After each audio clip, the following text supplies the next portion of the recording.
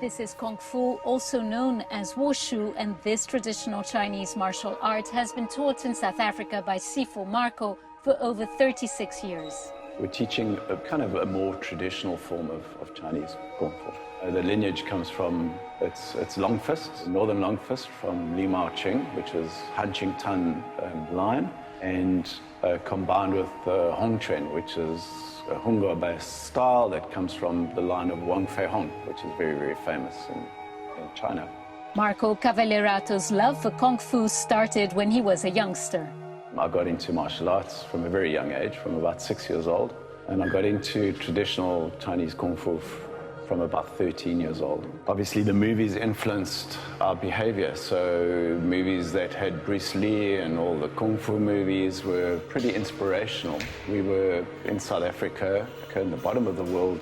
These students took up martial arts as a way of keeping in touch with Chinese culture. Kung Fu, for me, it's a very precious and rare cultural art form, going back many years, many hundreds of years, and I think it should be treasured not just by Chinese people but by the global population.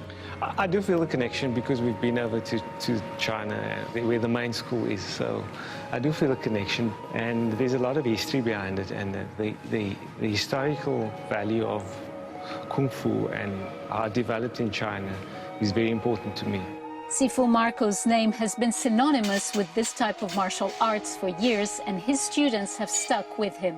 I've been lucky in the sense that I've taught for over 36 years, 37 years, and I have students that have been around for almost that long, 30. So Marco is a great teacher. He's, I think, like a second father to me. And when I first joined the school, I expected it to be quite a rigorous sort of traditional, almost like a karate style. But following the Chinese tradition, it's more of a family-type system. Wushu remains a fringe sport across the continent, but Sifu Marco believes that with more time and money, traditional martial arts could grow.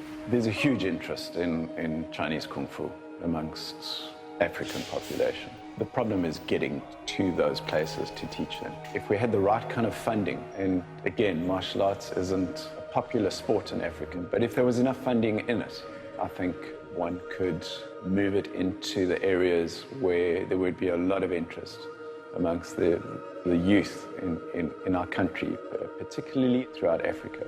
Wushu still hasn't been added as an Olympic sport, but for now that battle can wait. The eyes of these students are firmly focused on their art form. Julie Shara, CGTN, Cape Town, South Africa.